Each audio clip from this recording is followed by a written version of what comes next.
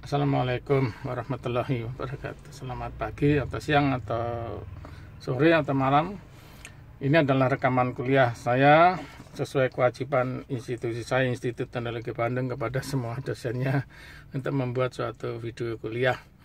Ini adalah kuliah yang saya ajarkan pada program mahasiswa program studi Teknik Telekomunikasi Sekolah Teknik Elektro dan Informatika Institut Teknologi Bandung. Mata kuliahnya bernama Etika Profesi Engineering ya. Nah, ini yang saya rekam ini adalah sekarang bab 4 yang berjudul peradilan pada pelanggaran moral dan etika yang mengacu kepada ilmu hukum barat maupun hukum Islam. Baiklah, jadi ini kuliah singkat ini saya ingin menjelaskan supaya mudah-mudahan gitu bisa menjadi lebih sederhana apa yang tertulis di dalam buku teks ya. Di buku teks kuliah ini adalah buku Engineering Ethics ya, karangan Harris maupun juga mungkin saya tambahkan dengan buku-buku referensi dari buku-buku fikih Islam. Ini tentu mudah-mudahan sih menurut pemikiran saya akan lebih rumit kalau mahasiswa membaca semua buku-buku yang saya baca. Jadi secara sederhana sebenarnya peradilan etika dan moral itu mengacu kepada dua terminologi. Pertama, itu terminologi disebut sebagai fitur. Kedua adalah terminologi yang disebut sebagai paradigma. Apa itu fitur di dalam peradilan pada kasus pelanggaran etika atau moral? Fitur adalah aspek-aspek yang akan diukur.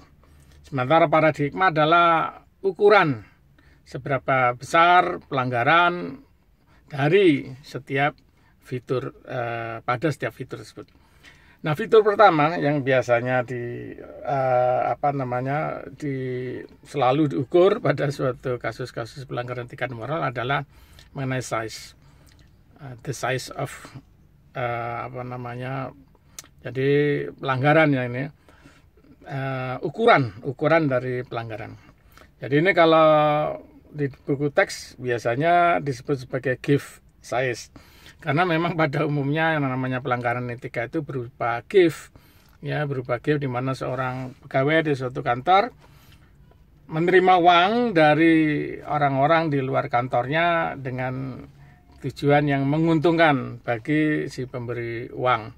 Dan tentu saja akan mungkin bisa menjadi potensi merugikan buat perusahaan tempat orang itu bekerja.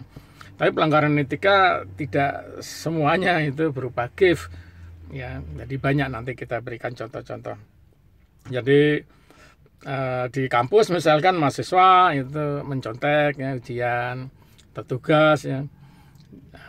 Ujian dia mencontek zaman dulu. Kalau zaman sekarang mungkin mereka menggunakan gadget yang memiliki komunikasi seluler. Dia bisa pada waktu tugas ataupun ujian dia bisa minta tolong pada orang di luar ruangan ujian. Nah, ini kan pelanggaran itu bukan berupa give. Kemudian juga contoh dosen melakukan penelitian dan menulis dalam suatu jurnal ya. Nah, ini juga ada pelanggaran, misalkan dia menjiplak tulisan orang, dia copy paste dari tulisan-tulisan orang lain misalkan. Ya banyak lah itu contoh-contoh, itu adalah itu ukurannya. Nah, sekarang paradigma itu fiturnya ya itu adalah give. Nah, untuk give ini yang kedua itu setelah the size atau give size, itu yang kedua biasanya adalah timing atau waktu diberikannya. Ya, jadi kalau give itu misalkan mahasiswa memberikan sejumlah uang kepada seorang dosen ya. Nah, ini diberikan itu setelah ujian berlangsung atau sebelum. Nah, sebelum itu bisa sebelum ujian. Bisa juga setelah ujian, setelah nilai diumumkan atau sebelum. Nah, itu waktu. Kemudian seorang karyawan kantor juga bisa demikian, mendapatkan uang itu. Dia mengerjakan suatu pekerjaan, terus terakhir setelah dia selesai dia mendapatkan uang ya, hadiah menurut si pemberi ini. Ini waktunya itu tentu beda dengan kalau dia mendapatkannya yaitu sebelum dia menyelesaikan pekerjaan. Kemudian fitur ketiga itu yang dipakai biasanya adalah reasoning, alasan dari seseorang memberikan sesuatu atau dia melakukan pelanggaran, apa alasannya. Jadi sebagai contoh demikian, seorang mahasiswa ya, tingkat sarjana atau magister ataupun doktor mengadakan penelitian, melakukan simulasi dan pengukuran-pengukuran, ya, dia biasanya tidak melakukan 1 kali, tapi mungkin katakan 10 kali gitu ya. 10 kali kemudian dia membuang data-data pengukurannya, tidak semuanya digunakan. Nah, ini alasannya apa? Alasan kan bisa saja karena dia setelah melakukan 10 kali pengukuran, dia baru sadar bahwa ternyata sebagian dari hasil simulasi saya atau pengukuran saya ini salah. Saya tidak melakukan dengan kriteria yang tepat, jadi saya nggak bisa pakai. Itu kan alasan, jadi alasan education, alasan sains ya. Tapi bisa juga mahasiswa tadi membuang sebagian datanya karena supaya untuk mendapatkan kesimpulan dari penelitiannya yang dia inginkan gitu. Dia inginkan. Jadi penelitian itu misalkan dia ingin menghasilkan meneliti suatu Y berpengaruh Y terhadap X itu ya. Nah, ini misalnya korelasi positif gitu ya. Dari 10 kali eksperimen itu yang 7 itu korelasi positif, yang 3 negatif, terus dia buang. Jadi supaya dia membuat kesimpulan lebih mudah, kan beda reasoningnya. Jadi 3 fitur itu tadi yaitu mengenai give size atau size ya. Kemudian kedua adalah timing dan ketiga reasoning. Itu yang paling banyak digunakan 3 itu. Memang pada kasus-kasus yang lain itu banyak hal yang bisa juga ditambahkan ya. Jadi misalkan pengaruh dari pelanggaran itu kepada kejadian secara total ya, pada sistem yang ada. Banyak hal. Jadi bisa 4, 5, 6, 7, 8, 9 fitur. Itu tergantung kasusnya. Karena ini kuliah yang sangat singkat, saya tidak bisa berikan contoh-contoh yang kasus-kasus yang membutuhkan fitur yang lebih dari 3. Tapi minimal secara umum 3 itu yang sangat menentukan. Kemudian kedua tadi terminologi di dalam peradilan pelanggaran etika dan moral adalah paradigma. Paradigma itu ukuran seberapa jauh itu pelanggaran itu bisa dianggap sebagai pelanggaran. Nah, ini dalam teks bahasa Inggris biasanya ukurannya dari paradigma dari suatu fitur itu ada dinilai di dalam batas-batas kanan dan batas kiri. Batas kanan itu bisa dituliskan clearly acceptable. Jadi suatu dugaan pelanggaran fiturnya ini menurut si pengadil atau menurut institusinya adalah acceptable, clearly acceptable, tidak masalah sama sekali. Jadi bukan suatu pelanggaran pada fitur tersebut ya. Jadi yang kedua di sini batas kiri biasa disebut clearly wrong, ya. Jelas-jelas salah gitu. Jadi di sini kalau misalkan pada kasus yang pemberian uang, clearly wrong itu adalah bribery, suap misalkan ya. Jadi itu merupakan suap. Ini beda kalau seseorang memberikan uang ini dari jumlahnya ya, dari jumlahnya itu adalah clear acceptable. Nah, ini tergantung institusinya ya, tergantung pengadilnya, komisi etiknya. Nah, itu menganggap bahwa memang adakah yang di batas-batas clearly acceptable, clearly wrong. Karena ada suatu institusi yang sama sekali tidak membolehkan orang menerima uang pegawai ini misalkan gitu ya. Maka berapapun besarnya dia clearly wrong begitu. Tapi ada institusi lain yang Anda menerima uang dari sisi jumlahnya. Kalau jumlahnya kecil acceptable, kalau besar dia adalah wrong misalnya gitu. Nah, kemudian kedua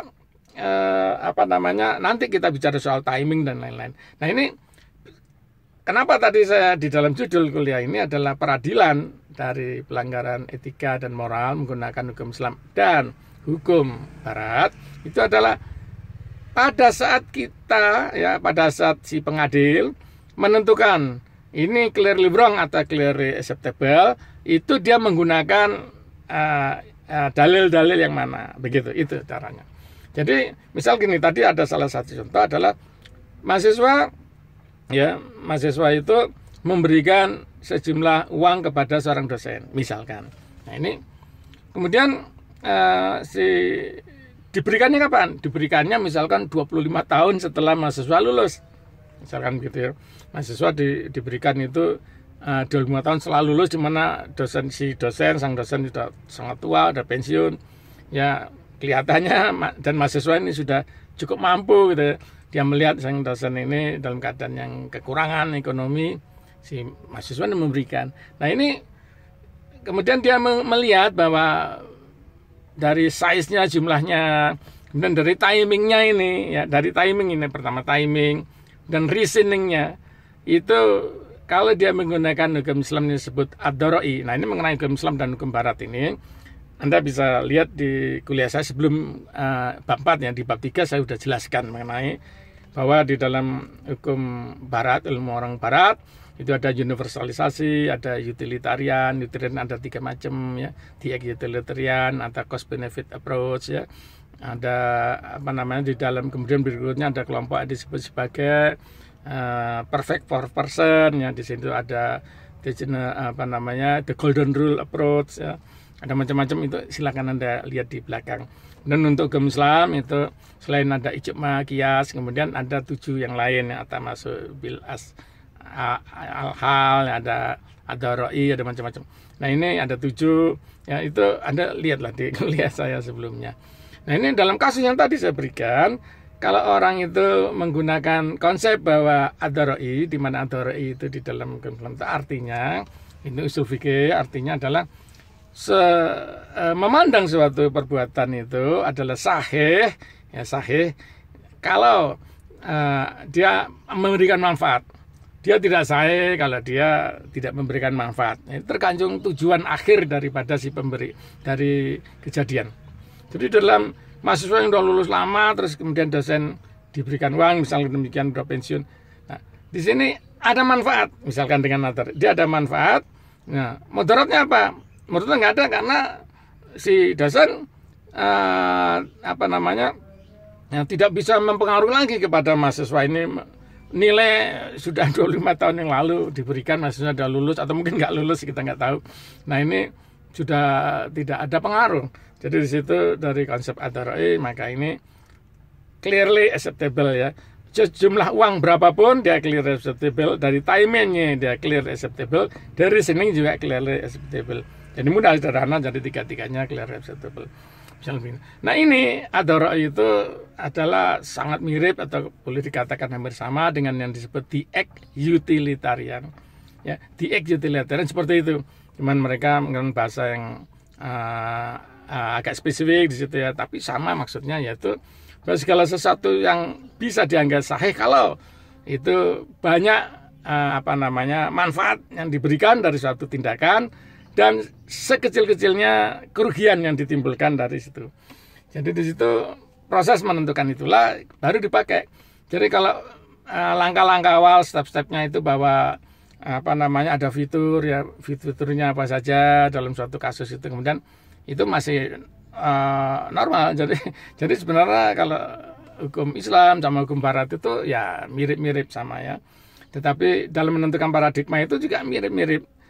Tinggal tergantung kepada orangnya yang melakukan sebagai juri, sebagai dewan hakim, dan bahkan yang namanya penentuan dewan juri gitu ya. Dalam suatu kasus di Amerika misalkan di peradilan kriminal ya, ini kita tidak bicara kriminal, maaf ya, tadi kita bicara etika dan moral profesional ya, bukan kriminal, tetapi memang akhirnya bisa jadi kriminal. Sulit untuk melihat batasannya tersebut, tapi memang ada kemungkinan tidak masuk ke dalam ranah kriminal. Jadi di sini jadi dalam contoh-contoh tadi itu banyak persamaan. Jadi dalam penentuan juri atau dewan hakim itu di dalam konsep hukum Islam ya, yang berlaku itu disebut ijma. Cuman jangan samakan hukum Islam itu yang ada di zaman tahun 700 sampai 1100 Masehi dengan sekarang. Kalau sekarang ini praktis semua negara itu ya, kalau kita telusuri itu udah di dalam sistem peradilan kriminal, peradilan umum itu menggunakan hukum Barat ya. Nah, hukum Barat ini bisa hukum Amerika, hukum Belanda dan lain-lain. Ya. Sementara meskipun mayoritas orang Islam, sekalian termasuk Indonesia, itu usul fikih dari hukum Islam itu hanya digunakan pada kasus-kasus terkait dengan ibadah, tidak terkait kepada peradilan, etika, moral, halal bersifat umum. Nah ini bedanya. Kalau zaman dulu itu pengadil itu adalah juri ataupun dewan hakim, itu adalah orang yang ahli, ijma itu orang ahli, itu ahli dalam bidang itu. Jadi kalau seorang profesional, misalkan seorang dosen melanggar gitu ya, dianggap ada dugaan melanggar, dewan etiknya itu ahli-ahli ya dosen-dosen juga, dan mungkin ada ditambah ahli hukum di situ, seperti itu. Jadi kalau ada tergantung si pelanggarannya gitu ya, pelanggarannya dalam hal apa ya nanti ahlinya itu. Dan misalnya pelanggaran dalam hal fisika gitu ya, dewan ahlinya orang-orang fisika gitu. Jadi itu yang terjadi di pengadilan sekarang, itu justru di peradilan umum itu yang masih seperti penerapan di peradilan di ini yang yang terbatas ya, di dalam konteks ini bedanya. Kemudian kedua, di dalam contoh-contoh tadi mungkin saya tinggal tambahkan contoh-contoh ya. Jadi jarang pada keadaan praktis itu sebenarnya dalam proses itu sering tidak dipisahkan fitur-fitur 1, 2, dan 3. Memang yang lebih sederhana kalau Anda baca di buku teks itu ya, diajarkan ke para mahasiswa itu kan fiturnya adalah misalkan tadi size, kedua timing, ketiga reasoning, itu kan terpisah-pisah. Tidak bisa karena bisa berbeda. Dari the size-nya seseorang itu dianggap clearly wrong, tapi timingnya clearly acceptable, kemudian reasoningnya clearly acceptable. Nah di dalam hal ini gitu ya, di dalam ini konteksnya hakimnya kan akan menentukan yang mana gitu.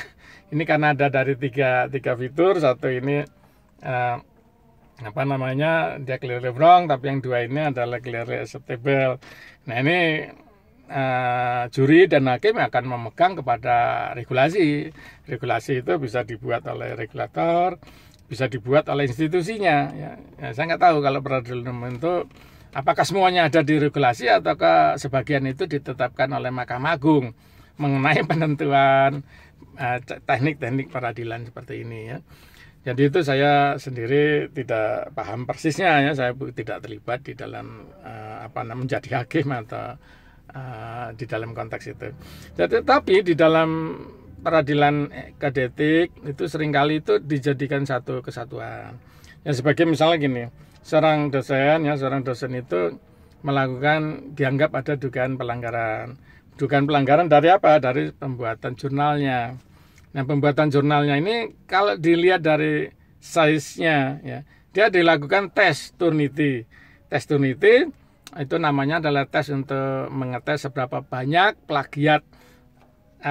Definisinya adalah ada tingkat kesamaan dari jurnal paper yang dia tulis, makalah yang dia tulis dengan semua tulisan-tulisan yang ada di internet. Misalkan di situ angkanya adalah di atas 20%, di mana ketentuan oleh kesepakatan keaturan yang dibuat regulator adalah harusnya di bawah 20%. Sekarang suatu saat ternyata dia dites ya, jurnalnya adalah 30%. Maka tidak seketika itu bisa dilakukan terpisah fitur ini, berarti di atas 20% dia adalah clearly wrong gitu. Tidak, tetapi dilihat dulu di dalam daftar dari, biasanya kalau kita melakukan pengetesan tingkat keaslian dari suatu makalah itu di halaman paling belakang itu ada beberapa halaman persentase dari tingkat kesamaan dari makalah kita dengan yang ada semua tulisan makalah di jurnal, di conference itu yang ada di internet semuanya. Itu kemudian ada ureannya. Yang sama sekian persen dengan apa. Nah, maka akan dilihat ini sama dengan suatu makalah. Makalah ini ternyata sama ini ya, misalkan ini makalah kita itu terbit tahun 2016. Terus kita tesnya itu baru sekarang tahun 2020, kita tes Turnitin-nya baru 20 ya. Karena si dosen ini dulu tidak melakukan pengetesan sebelum dimasukkan ke submit, disubmitkan ke suatu jurnal ya. Karena dia percaya kalau jurnal kan pasti ngetes. Kalau kita zaman dulu kan memang begitu kan praktisnya, kita kirim tidak kita tes. Kalau memang dites oleh si di sana memang terlalu di atas 20% memang langsung ditolak gitu. Kalau kita yakin ini bikinan kita sendiri ya nggak usah dites, ya kita yakin di bawah 20%. Itu jurnal terbit tahun 2016 ya. Kemudian waktu ngetesnya baru sekarang tahun 2020, di situ misalkan 30% sama. Tapi disebutkan di dalam poin uraiannya yang sama itu 25% adalah sama dengan makalah, itu ada ditulis di situ. Nah, makalah nama penulisnya siapa, ya jurnalnya apa, judulnya apa, sama 25%. Adalah jurnal yang terbit tahun 2019. Nah, dalam hal ini apa coba? Berarti yang 2019 ini yang plagiat, berarti 2016 karena timingnya itu yang 2016 duluan. Jadi meskipun 2016 ini begitu tes ya 30%. Tetapi yang 25%-nya itu adalah sama dengan terbitan jurnal 2019. Berarti kan tidak salah. Jadi dia tidak, yang plagiat justru yang kedua kan gitu ya. Dan ketiga juga reasoningnya itu kan dalam kode etik harus dilihat orang itu, dosen tadi melakukan itu, kenapa kok dia baru ngetesnya sekarang. Nah, kalau peraturan kan memang ada tes Turnitin, tes keaslian itu kan memang baru berapa tahun terakhir. Ini dosen-dosen kan banyak kan malas ngurus naik pangkat ya. Jadi ada 10 tahun, 15 tahun, 20 tahun. Saya juga 25 tahun nggak ngurus pangkat. Jadi ini banyak orang dosen nggak ngurus pangkat dari dulu. Nah, jurnal-jurnalnya banyak yang sejak zaman dulu itu kita kan nggak pernah kita tes. Kita masukkan ke satu conference atau ke satu jurnal, ya kan yakin kita bikin sendiri ya, masa sama dengan orang lain gitu. Kalau kesama itu kan kebetulan aja, nggak merasa bersalah gitu. Kalau kemudian ternyata jurnal itu menolak, ditulis Anda kesamaannya sekian, ditulis dengan buku ini. Waduh, kok kita kebetulan pikirannya sama dengan orang itu gitu ya. Nggak ada kesengajaan melanggar etik gitu. Tetapi dalam konteks hukum sekarang tidak boleh. Meskipun itu sengaja tidak disengaja, kalau dia di atas 20% itu dianggap Anda plagiat gitu. Kemudian tetapi ada sedikit toleransi, jadi the size tadi ya. 20% itu kalau dengan orang lain. Kalau dengan kita sendiri itu 30% batasnya. Jadi makalah kita sama dengan makalah kita sendiri yang sebelumnya, itu batasnya biasa 30%. Jadi kalau kita memasukkan makalah jurnal seperti itu kan. Ini terkait dengan dosen ya. Terkait dengan mahasiswa itu banyak itu pelanggaran etika yang rumit itu dalam pengadilannya. Ya, jadi karena apa? Karena tidak ada pegangan. Tidak pegangan. Nah ini karena kemudian pengadilnya ini mau pakai hukum apa? Kan nggak boleh saya enak-enaknya sendiri gitu loh. Nah yang sering terjadi saya dana sendiri. Mahasiswa mencontek gitu, atau dia melakukan pelanggaran. Nah ini bagaimana kita menetapkan dia bersalah tidak ya? Dari size-nya, dari ukurannya, dari timing, reasoningnya itu. Nah, kita harus ya terpaksa lah baca, nanti silakan dibuka kuliah saya bab 3. Itu ada, kita mau pakai yang mana? Apakah yang kebanyakan orang barat itu yang diutamakan utilitarian, atau dalam Islam itu ad-daroi, itu yang paling sering. Jadi bahwa manfaat lebih banyak dibanding mudarat. Sedapat-dapatnya kalau bisa nggak ada mudaratnya, manfaat doang. Itu dicari ke sana. Tapi kadang-kadang kan si pengadil tidak pernah baca ya buku-buku hukum. Ya memang kan pengadil itu bukan sarjana hukum. Nah, saya juga bukan sarjana hukum, tapi kan saya harus baca karena saya ngajarkan mata kuliah ini. Jadi kalau mahasiswa hukum atau sarjana hukum nggak baca ya celaka ya. Tapi kalau pengadil itu kan kebanyakan orang biasa, misalkan di tingkat pendidikan lagi, yang tadi menilai dosen-dosen itu kan profesor-profesornya yang menjadi dem etik. Ya ini kalau dia tidak pernah baca hukum gitu ya, ilmu hukum, ya dia nanti cara menentukannya dia suka-suka dia. Nanti di kode etik ini seseorang bisa berbeda dengan orang lain di dalam penilaiannya. Jadi satu perguruan tinggi bisa lebih sulit untuk ngurus naik pangkat dibanding perguruan tinggi lain itu, dan seterusnya. Nah kemudian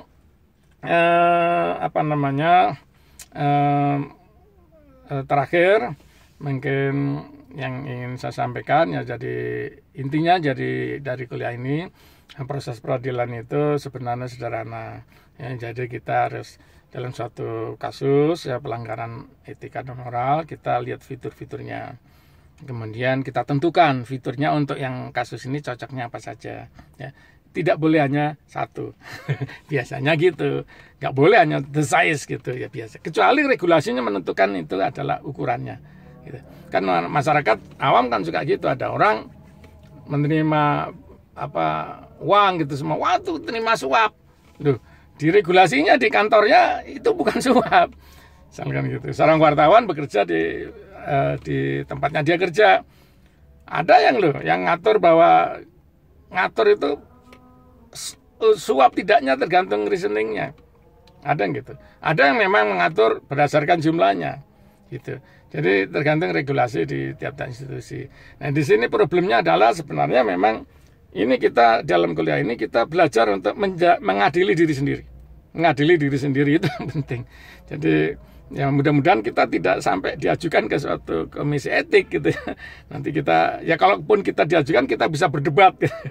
Tapi setidaknya kita bisa mengadili diri sendiri. Tadi kan penelitian soal mahasiswa itu kan tadi ya. Seorang mahasiswa bingung, ini saya melakukan ini saya salah apa enggak gitu. Kayak gitu tadi yang dia mengambil ada 10 data dia pakai 7. Gimana? Nah, jadi dia harus pakai alasan yang benar untuk itu. Jadi dalam kehidupan sehari-hari ini kita terkait dengan pandemi misalnya. Nah, ini kita harus mengadili diri sendiri apakah sudah benar etika profesional kita ini ya rakyat dalam menghadapi pandemi. Nah, ini sebagai contoh ya, di dalam hukum barat itu ada salah satu yang disebut reversible approach ya, atau the golden rule approach. Itu prinsipnya adalah bahwa jika kita tidak suka orang lain melakukan sesuatu gitu ya, nah ini kita jangan lakukan itu pada dia. Nah, sehingga dalam masa pandemi ini ya, terus terang aja, kita banyak yang takut ya. Sebagian besar dari kita orang Indonesia ini kan takut kalau ketularan. Kita takut menuju tempatmu, nanti saya ketularan sama orang-orang itu. Nah, ini kalau kita lakukan approach pendekatan reversible tadi atau the golden rule approach tadi, mestinya tidak boleh hanya demikian. Artinya gini, kalau kita takut ditulari orang, maka kita harus yakinkan kita tidak menulari orang. Gitu mestinya. Jadi kita tuh harus takut juga menulari orang. Jadi bagaimana caranya? Kalau memang kita ada perasaan takut ketularan, wajar misalnya gitu. Tetapi kita harus juga melakukan tindakan-tindakan supaya jangan sampai kita menulari orang lain. Itu ya, secara hukumnya begitu. Jadi mungkin kita harus olahraga, mungkin minum vitamin atau minum jahe, nggak tahu seterusnya dan lain-lain. Yang kita memperkuat diri sendiri. Kemudian jika kita jaga jarak dari orang lain yang mungkin menular kita nggak akan menjadi menularkan kepada orang lain. Kemudian juga kalau kita punya uang gitu ya, kita mungkin secara periodik melakukan rapid test. Ya, rapid test diri sendiri atau mungkin satu orang serumah ya, dengan orang serumah kita lakukan bersama-sama rapid test. Nah, kita kalau kita reaktif kita ya sementara diam dulu di rumah misalnya. Kalau kita non reaktif ya berarti kita bisa keluar rumah, kita bisa belanja, kita yakin kita nggak nulari orang lain gitu. Ya, kalau kita punya uang ya setiap kita keluar rapid test, tapi enggak kan rapid test berlaku untuk beberapa hari. Jadi kita lakukan itu bukan karena peraturan pemerintah kalau kita kemana rapid test dulu, enggak, tapi sebenarnya karena sikap kita yang kita tidak mau menulari orang lain, kita lakukan rapid test. Begitu ini kira-kira seperti ini ya apa yang saya sampaikan dalam bab 4 ini. Saya ucapkan terima kasih atas perhatiannya kepada para penonton video ini, baik mahasiswa saya maupun orang umum ya, karena ini insya Allah akan saya upload ke YouTube. Kemudian sekaligus saya minta maaf ya kepada semuanya, kepada mahasiswa saya juga ya. Mahasiswa sekarang banyak pintar-pintar, cerdas-cerdas, bacaannya banyak. Mungkin selama saya mendengarkan apa yang saya sampaikan, mereka mahasiswa bisa melihat Bapak Sigit banyak salah-salah, ini udah tua dan 61 tahun mungkin atau orang lain yang bukan mahasiswa yang mungkin melihat wah, orang ini mah sok tahu gitu ya. Jadi saya mohon maaf atas segala hal-hal yang mungkin salah secara material ataupun menurut pandangan Anda adalah salah. Sekian saya ucapkan wassalamualaikum warahmatullahi wabarakatuh.